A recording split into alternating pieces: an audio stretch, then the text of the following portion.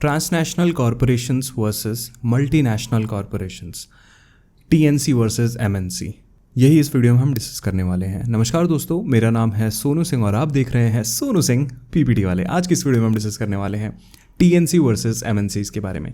टीएनसीज को हम हिंदी में बोलते हैं अंतर्राष्ट्रीय, एमएनसीज को हम हिंदी में बोलते हैं बहुराष्ट्रीय। बहुराष्ट्रीय का मतलब हो गया, बहु का मतलब हो गया मैनी, राष्ट्रीय का मतलब कंट्रीज। ठीक है, तो दोनों का अगर ब्रॉड मीनिंग देखा जाए तो सेम ही होता है कि एक से ज़्यादा कंट्रीज में डील करना। ठीक है, लेकिन अगर इनके अंदर घुस के देखा जाए तो डिफरेंस होता है बहुत ज़्यादा। वही डिफरेंस हम इस वीडियो में कवर करने वाले हैं, तो लास्ट तक देखना आप इस वीडियो को, क्योंकि ये टॉपिक एग्जाम पर्सपेक्टिव से बहुत ज़्यादा इंपॉर्टेंट है। ठीक है, ताकि आप इस टॉपिक को अच्छे से समझ पाओ। चलो एक एग्जाम्पल के साथ बताने की कोशिश करता हूँ।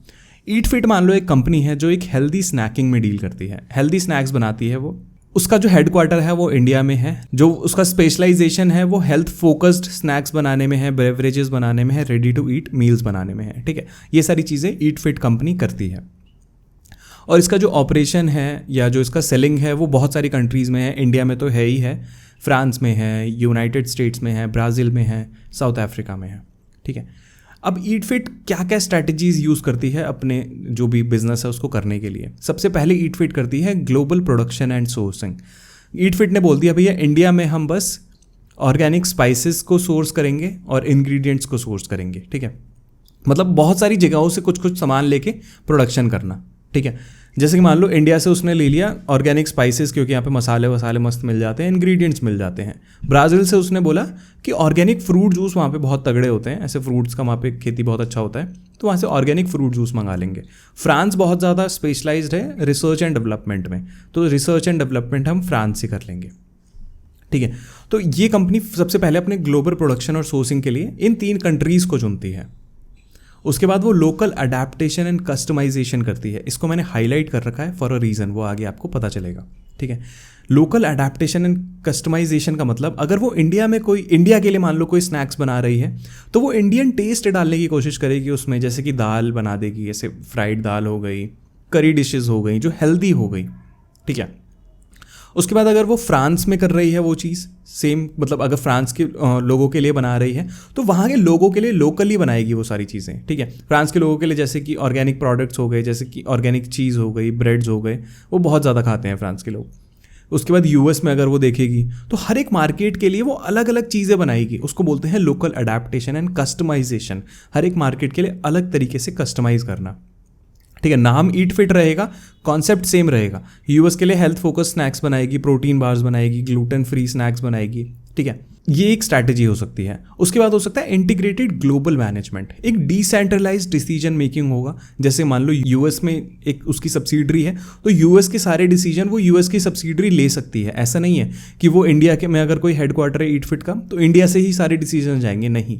जिस भी कंट्री में आपकी सब्सिडरी है, जिस भी कंट्री में आपकी ब्रांच है, उसको वो ऑटोनॉमी होती है कि वो अपने डिसीजंस खुद ले सकता है, मार्केटिंग स्ट्रैटेजीज भी खुद बना सकता है, जो भी बिजनेस प्रैक्टिसेस हैं वो खुद कर सकता है। ठीक है, तो ये तो था टीएनसी। वहीं पे आप राइट साइड में अगर आप देखो तो स्नैक करके एक कंपनी है मान लो। ठीक है, स्नैक कंपनी है, वो भी इंडिया में बेस्ड है और वो प्रोडक्ट क्या क्या बनाती है, produces and sells a wide range of packed foods, snacks and beverages. ठीक है, ये सब उसमें डील करती है और बहुत सारी कंट्रीज़ हैं जहाँ पे वो अपना प्रोडक्ट बेचती है या बनाती है। India, United kingdom, UK, Japan, Brazil, south Africa. ठीक है, ये इन सारी कंट्रीज़ में वो डील करती है स्नैक जो कंपनी है। स्नैक की क्या स्ट्रैटेजी हो सकती है, वो ग्लोबल ऑपरेशन है। उसने बोला हम सारी कंट्रीज़ में ना अपनी प्रोडक्शन फैसिलिटीज़ रख देंगे। जैसे कि मान लो इंडिया में हमारा एक प्रोडक्शन फैसिलिटी है तो हम यूनाइटेड स्टेट्स में भी रख देंगे, यूके में भी एक प्रोडक्शन फैसिलिटी रख देंगे। ठीक है, मतलब बेसिकली सेम ही है कि आपको एक देश से बाहर भी ऑपरेशंस अपने लेके जाने हैं।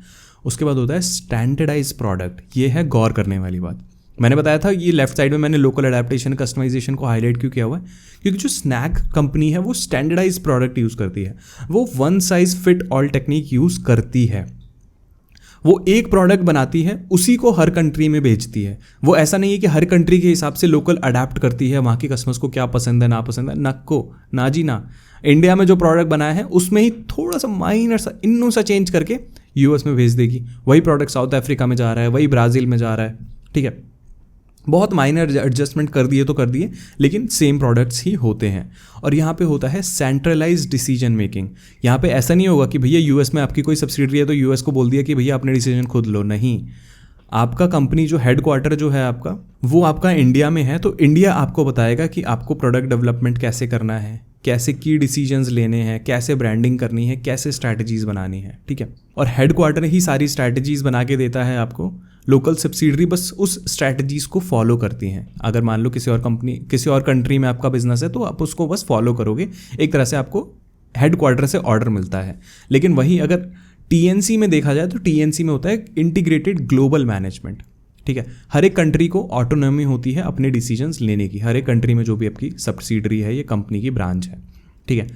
तो स्नैक होती है एमएनसी, ईट फिट होती है टीएनसी। ये तो था एग्जाम्पल। अभी देखते हैं कि किसे बोलते हैं टीएनसी और किसे बोलते हैं MNC. A transnational corporation TNC operates globally with integrated operations across multiple countries, allowing significant local adaptation while maintaining global efficiency। ठीक है, ट्रांसनेशनल कंपनी है क्योंकि ये अंतर्राष्ट्रीय कंपनी होती है, तो एक कंट्री से ज़्यादा में ऑपरेट करती है, बिल्कुल समझ में आ गई बात। लेकिन इसमें स्पेशलिटी ये होती है कि लोकल अडेप्टेशन पे ये ज़्यादा फोकस करती है कि जिस कंट्री में ये जा रही है वहाँ के हिसाब से ये बिज़नेस को चेंज करती रहती है, ठीक है। वहीं अगर मल्टीनेशनल कंपनी की बात करें, a multinational corporation MNC operates in multiple countries with a more centralised approach. यहाँ पे एक हेडक्वार्टर होता है जो सारे ऑर्डर्स लेता है, या जो भी सारे डिसीजंस है वो एक सेंट्रलाइज्ड अप्रोच होती है। एक ही इंसान या एक ही जो आपकी ब्रांच है वही सारे ऑर्डर्स लेगी, जिसको आप हेडक्वार्टर बोलते हो।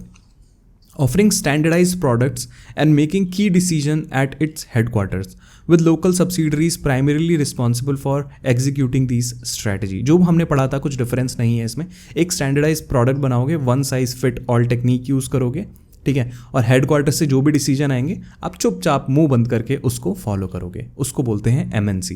टीएनसी में ऐसा नहीं होता है, वहाँ पे लोकल अडेप्टेशन पे फोकस किया जाता है, और जो भी आपकी सब्सिडरी है, जो भी ब्रांच है, उनको ये चीज़ पावर दी जाती है कि अपने डिसीजंस आप खुद ले सकते हो। आइए अब डिफरेंस देख लेते हैं टीएनसी और एमएनसी में क्या होता है। सबसे पहला होता है on the basis of decision making. TNC में डिसीजन मेकिंग होती है डिसेंट्रलाइज्ड, जिसकी जो ब्रांच है वो वहाँ पे डिसीजन ले सकता है, ठीक है। Decentralised with significant autonomy given to local subsidiaries. On the other hand MNC में क्या होता है, एमएनसी फॉलो करती है एक सेंट्रलाइज्ड डिसीजन मेकिंग, ठीक है। हेडक्वार्टर पे ही सारे इंपॉर्टेंट डिसीजन लिए जाते हैं। सेकेंड होता है प्रोडक्ट स्ट्रैटेजी। टीएनसी में जो प्रोडक्ट स्ट्रैटेजी होती है वो लोकल मार्केट को अडेप्ट करने के लिए बनाई जाती है। Products are adapted to meet local market needs and preferences, ठीक है। लेकिन वहीं अगर एमएनसी की बात करें तो products are largely standardise across different markets, ठीक है। एक प्रोडक्ट बना दिया गया है, सारे मार्केट्स में वही चल रहा है। लेकिन टीएनसी में लोकल मार्केट की नीड और प्रेफरेंस के हिसाब से प्रोडक्ट को चेंज किया जा सकता है। थर्ड होता है ग्लोबल इंटीग्रेशन।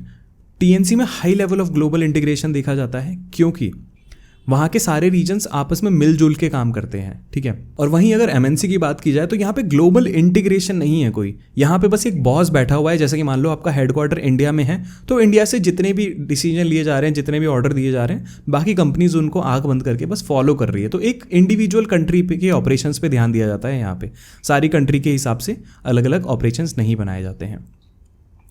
टीएनसी में कल्चरल सेंसिटिविटी अगर देखी जाए तो बहुत ज़्यादा हाई होती है, क्योंकि यहाँ पे आप लोकल कल्चर्स को भी अडाप्ट कर रहे हो। तो कल्चरल सेंसिटिविटी आपको बहुत ध्यान देना पड़ेगा इसमें कि कल्चर के हिसाब से क्या कर रहे हो आप, अपनी प्रोडक्ट्स को या बिजनेस प्रैक्टिसेस को या कंपनी को चेंज कर रहे हो, डिसीजन मेकिंग को चेंज कर रहे हो। एमएनसी में क्या होता है, कल्चरल सेंसिटिविटी पे इतना ध्यान नहीं दिया जाता है, ठीक है। यहाँ पे क्योंकि लोकल कल्चर्स पे ध्यान नहीं दिया जा रहा है, इंडिया का कल्चर है या इंडिया का प्रोडक्ट है वही हर जगह पे भेज दिया जा रहा है। फिफ्थ होता है मैनेजमेंट स्ट्रक्चर। टीएनसी में जो होता है वो नेटवर्क बेस्ड मैनेजमेंट स्ट्रक्चर होता है। दैट मीन्स कि regional hubs and cross border collaboration वहाँ पे बहुत ज़रूरी होता है। नेटवर्क बेस्ड मैनेजमेंट स्ट्रक्चर हो गया मतलब एक कंपनी है, बहुत सारी कंट्रीज़ में अवेलेबल है, बहुत सारे देशों में वो बिजनेस कर रही है एक कंपनी, लेकिन सारे देश का अलग अपना पावर है, ठीक है। सारे देश की जो ब्रांचेज हैं उसका अलग पावर है, तो एक नेटवर्क डिज़ाइन बनता है इसमें। वहीं अगर एमएनसीज में देखा जाए तो हायरार्कियल पावर होता है। वहाँ पे ऑटोनॉमी एक बंदा हेडक्वार्टर डिसाइड करता है, उसके नीचे आती हैं सारी सब्सिडरीज या सारी ब्रांचेज, ठीक है।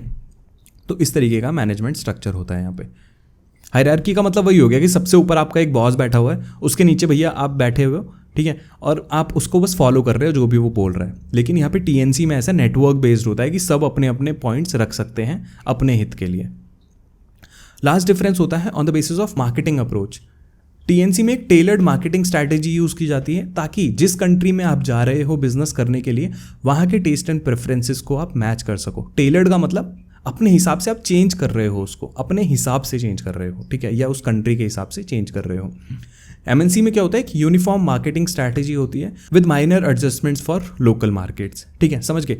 एक ही स्ट्रैटेजी होती है, उसमें बहुत ऐसे छोटे मोटे चेंजेस कर करके सारे मार्केट्स में उसी को थोप दिया जाता है, ठीक है। तो ऐसा इसमें नहीं बोल सकते कि टीएनसी अच्छी है या एमएनसी अच्छी है, दोनों के अपने प्रोज एंड कॉन्स हैं, ठीक है। आपको ऐसे मीनिंग देख के समझ में आ गया होगा कि कौन सी अच्छी है कौन सी अच्छी नहीं है। अगर आप चाहते हो कि आपकी जो भी ब्रांचेज हैं वो खुद ही डिसीजन ले, आपको हर एक चीज़ में नहीं घुसना है, तो फिर आप टीएनसी यूज़ कर सकते हो, मतलब एज अ टीएनसी अपनी कंपनी को रजिस्टर कर सकते हो।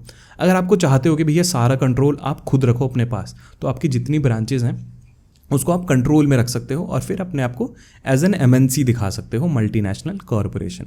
तो यही था इस वीडियो में। आई होप आपको वीडियो पसंद आई होगी। पसंद आई तो प्लीज़ लाइक करो। अगर कोई भी अभी भी डाउट रह गया है, कोई भी क्वेश्चंस आ रहे हैं दिमाग में, तो दिमाग में मत रखो क्वेश्चंस को, कमेंट सेक्शन में लिखना शुरू कर दो, ठीक है। ये चीज़ प्रैक्टिस में डाल लो कि अगर आप कोई भी एजुकेशनल वीडियोस देखते हो, अगर आपके कुछ भी दिमाग में आता है ना, तो आप कमेंट सेक्शन में लिख दो ना, आपका क्या जा रहा है, लिख के भूल जाओ, कोई दिक्कत नहीं है। मेरे को तो पता चलेगा कि आप क्या सोच रहे हो इसके बारे में, ठीक है। तो मैं आने वाली वीडियोज़ में उसको बता सकता हूँ।